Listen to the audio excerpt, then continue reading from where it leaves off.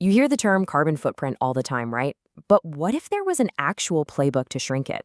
Well, today we're going to break down that exact game plan for tackling emissions, looking at everything from what the world's biggest companies are doing, right down to the choices we make every day.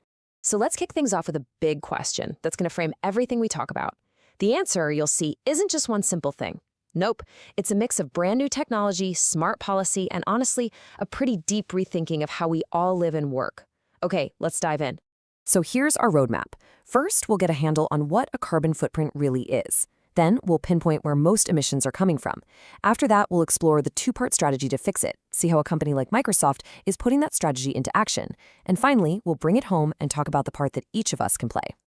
All right, first up, our carbon footprint explained. Let's really get into the invisible weight of our actions. So what is it really? Think of it as a yardstick for our total impact on the environment. And this isn't just about you or me as individuals. A product has a footprint, a company has one, even a whole country has one. It's basically the grand total of all the invisible emissions that our activities create.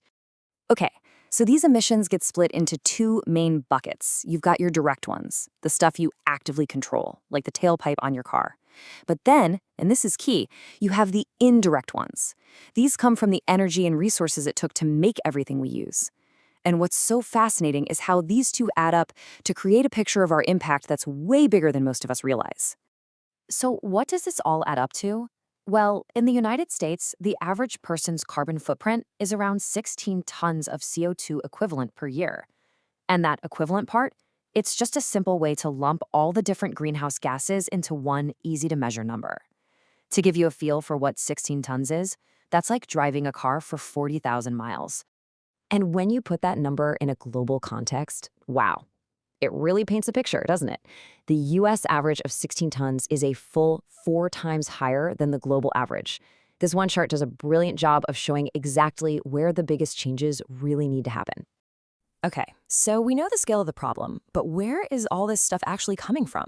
Let's dig into the biggest sources of emissions. If we zoom in on the United States, this chart lays it all out pretty clearly. Transportation, that's our cars, our trucks, our planes, is the single biggest slice of the pie at 29%. But look how closely it's followed by electricity production and industry. You put those three together and you're looking at more than 3/4 of all US emissions right there. Now, when we zoom out to the whole planet, the picture is dominated by these three global giants. The burning of fossil fuels is the undisputed heavyweight champion here, responsible for something like 2/3 of all emissions worldwide. Then you've got deforestation, which gets rid of the very trees that suck up CO2, and agriculture, especially from livestock. Okay, we've defined the problem, we've seen where it comes from. Now for the big question. How do we fix it? Well, it turns out the solution isn't some single silver bullet. It's a really powerful two-part strategy: reduce and remove. Look, everyone agrees we have to drastically lower the amount of new carbon we're putting into the atmosphere. But here's the kicker. The science is crystal clear that on its own, that's just not going to be enough. We have to fight this on two fronts at the exact same time. And here are those two fronts. Reduce is the one we hear about all the time, right? Switching to renewables, using less energy, being more efficient. But this second path, remove, is every bit as critical. The best analogy I've heard is to think of an overflowing bathtub. Reduce is like turning the faucet down. Remove is like opening the drain to get the water level back down. You've got to do both. Let's look at a fantastic example of that reduce path in action. Green building. This is so much more than just slapping some solar panels on a roof. It's a whole philosophy. Designing buildings from the ground up for super efficient water use, using recycled materials, and even creating healthier, more pleasant spaces for people to actually live and work in. And this is so important. The remove path is way more than just planting a few trees. We're talking about a super exciting, fast-growing field of advanced tech. I mean, things like direct air capture literally use giant fans and chemical filters to pull CO2 right out of the air, which can then be stored safely and permanently underground. This is the opening the drain part of the equation, and it's a huge deal. Now, to make this all feel a bit more real and less abstract, let's look at a case study of how one of the biggest companies on the planet, Microsoft, is building its entire climate strategy around this two-path approach. So Microsoft is doing something pretty bold here. They're not just aiming for carbon neutral. which means not adding any new carbon to the atmosphere. No, they've set a much bigger goal to become carbon negative. That means they want to actively take more carbon out of the air than their entire company puts it. And this timeline, it just shows how incredibly ambitious this is. By 2030, the goal is to be removing more carbon than their whole global operation emits each year. But then, and this is the part that just blows my mind, by 2050, their plan is to have removed every single ton of carbon they've ever been responsible for, going all the way back to their founding. They're trying to erase their entire historical footprint. This quote from their own report really gets to the core of their thinking. They're saying it right out loud. Just reducing their own emissions, while totally necessary, is not enough. They're acknowledging that to really stabilize the climate, large-scale carbon removal is completely non-negotiable. So how are they going to do it? Well, they're basically building a diverse investment portfolio of carbon removal projects.